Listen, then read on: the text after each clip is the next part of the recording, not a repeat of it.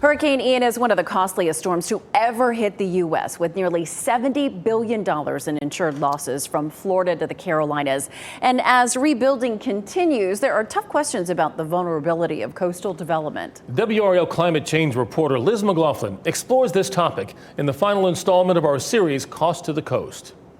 When a storm demolishes homes, businesses, and infrastructure, communities begin the long road of rebuilding, often with taxpayer-funded support. The toll of destruction is only expected to rise with the warming ocean. 50 years from now, the sea level will be different, and so it will take a much weaker storm per se, right, to cause the same amount of damage. Ryan Miras researches storm impact and sand migration with specialized technology. Federal dollars also go into pumping sand back onto eroded beaches, a process known as renourishment. Studies have shown that practice increases oceanfront development.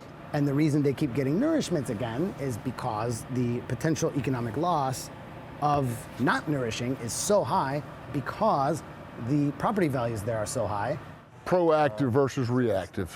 Army Corps of Engineers project manager Bob Kiesler says building up beaches saves money by reducing storm damage. The erosion takes away our protection. Data from Western Carolina University shows federal, state, and local governments have spent more than $1 billion on renourishment in North Carolina since the 50s. You know, the costs do go up.